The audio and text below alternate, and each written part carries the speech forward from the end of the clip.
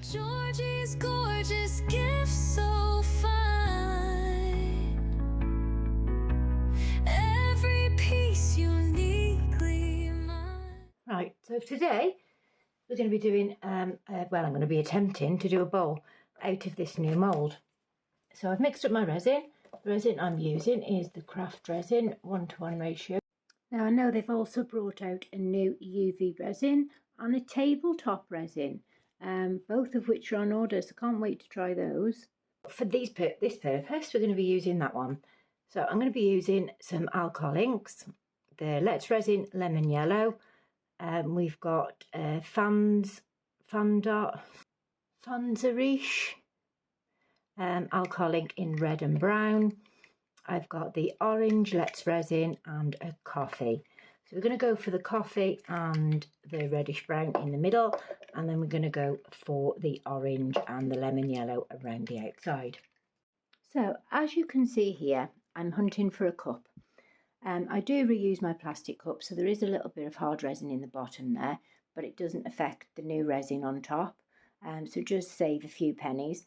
So I'm splitting it into two different cups. To mix the colours up in, and then I realise I'm using alcohol inks, so why am I even pouring it into separate cups? So as you can see here, I'm re-evaluating the situation and I'm pouring every bit into the mould. So I did measure this mould with water before using it, and it was coming back at about 250 mils or so, I thought. I mixed up 320 mils of resin because I was going to use a little bit more in a different project, but this took the whole lot. I mean, every bit, 320 mils. It was also at this point that I realised I didn't have any gloves on, so I quickly rectified that issue. So I'm just pouring the last cup into the mould, filling it up, and then we're going to drop the alcohol inks into it. Now this resin has been through my debubbling machine. I use the Resiner's airless bubble remover machine, which is absolutely fantastic. There is a 15% discount code in the description if you feel that this would be helpful. So after emptying all my resin into this mould, I suddenly realised that the new ring light that I have that fits underneath my table is giving an awful glare, so I decided to turn it off. So I really apologise about that. I've only just noticed it, but yeah, the ring light is really handy because it slots under my levelling table, but unfortunately obviously I can't use the light. So I am just getting all into those edges and corners and then attacking those bubbles. I do this by using isopropyl alcohol as well to pop the surface bubbles. When using isopropyl alcohol, it's important that it's above 91%. Any lower than that and it's likely to have too much water content in it and can affect the resin curing. The one I use is 99% and it's off Amazon, and as always all links to products used are in the description below. Now because this took a minute, I have sped this bit up for you, but you can see there was absolutely loads of bubbles in this mould. Now it's time to drop the inks, so I'm giving them all a really good shake because I often forget to do that, and then we're just going to drop them in randomly.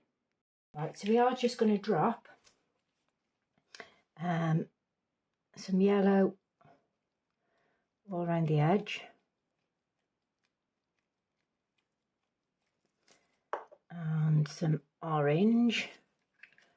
Now I'm just randomly dropping the orange in on top of the yellow and then giving it time just to see what the alcohol inks will do as they pull in towards the middle. As you can see, as I'm waiting, the ink is then pulling in from the outside, so I'm just filling in all the extra gaps. Now I'm just going in with the reddish brown and then the coffee. Now at this point I'm thinking I've put too much in. I've just put way too much in, but I didn't quite want it to be that red, so I had to add the coffee to it. As it turns out, it was gorgeous the way it was just enough. So after dropping the brown and the reddish brown, I grab my silicone tool and just give it a bit of a swirl about, just to mix it into that clear resin so that it wasn't so blocky. I did this, I wiped my tool and did this with the orangey pieces. Then I waited for it to pull in from the outside, just to see if I needed to drop any more inks. But you can see there's still some clear resin, so I'm just dropping it into the extra spaces, and where there wasn't enough orange, I'm dropping some more orange into it until it was just the right colour that I wanted. In true Tony fashion, I probably should have stopped around here, but I just kept going, trying to fill in all those little gaps, and then it became too dark, so I thought, right, I'm going to have to use more yellow to brighten it up a little bit. If my resin would have been thinner, because it was sat on the side for quite a bit to degas and then in the bubbling machine, etc., and because it was 320 mils, the exothermic reaction heats up the resin quicker, so makes it thicker. So yeah, which is why you can't really see the alcohol ink spreading as much as I'd like them to. But we're going to end up with, like I said, patches like that I don't want. So in order to combat this, I could have popped my heat gun over it just to make the resin a little bit thinner. But rather than that, I just give it a good squirt with isopropyl alcohol, which then reactivated the alcohol inks. I grabbed my silicone tool, and because I didn't want it again too blocky and I wanted it all in them edges, I just mixed it about and give it a bit of a swirl. I also waited a bit and then swirled it again after this, because as it's curing, it's pulling in from the outside inwards, and again dragging the inks to the middle.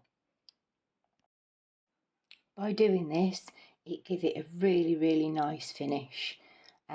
Yeah, I was really pleased with the outcome. I did notice that the centre wasn't quite central, so I did try to tilt it at some point just to bring it back towards the one side.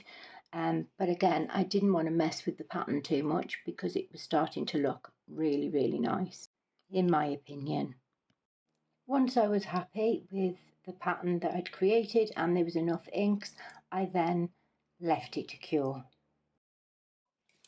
So it's been about 6 hours, and I attempted to demold this about an hour ago, and you can see I left a fingerprint in there and pulled this little bit here, but because we're going to turn it into a bowl, that shouldn't really make a lot of difference. So I have started just to make sure that it was ready to come out of the mould.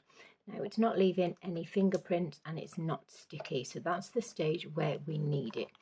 But as you can see, it's still bendy and pliable.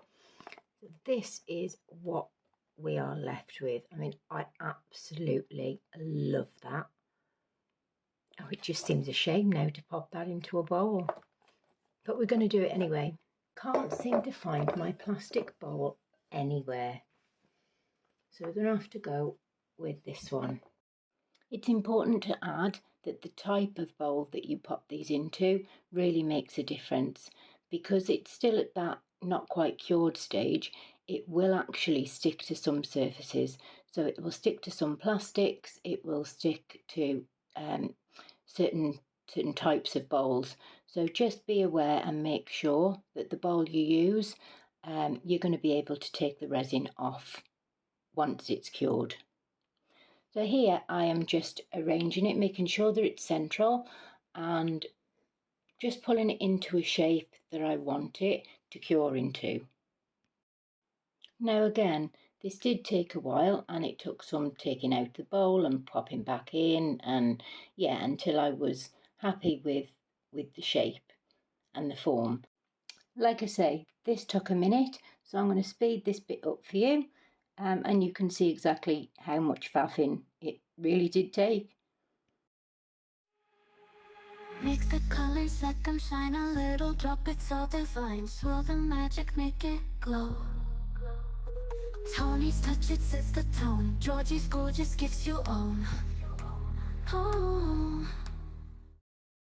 Once I'd gotten it into the shape that I wanted, I needed to keep it like that. So I'm using a silicone mat, a small silicone mat, just to pop into the middle of it and then just weighing it down just to keep that bottom flat. Otherwise, if that bottom isn't flat, you're going to have a bowl that's going to be all over the place. Like one of those, you know, Weebles wobble, but they don't fall down. Yeah, it will literally just roll from side to side. So you definitely need a flat base when doing this. And then I left it to finish curing overnight.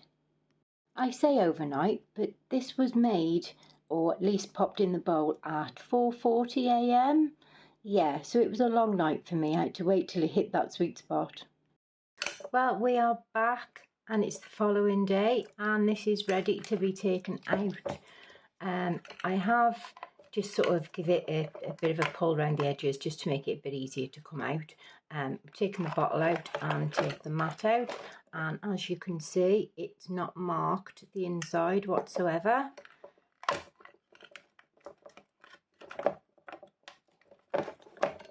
There we go. And there we have the finished piece. Now I think that is absolutely gorgeous. So yeah, I'll leave you with some glamour pics. I hope this video has been helpful. If you have liked it, then drop me a thumbs up. I've been Tony from Georgie's Gorgeous Gifts. Happy crafting and bye for now. See you on the next one. Make the colors, let them shine a little, drop it so divine. Swirl the magic, make it glow. Tony's touch, it sets the tone. Georgie's Gorgeous Gifts you own. Oh, glow and flow, watch it spin. Colored UV resin wind.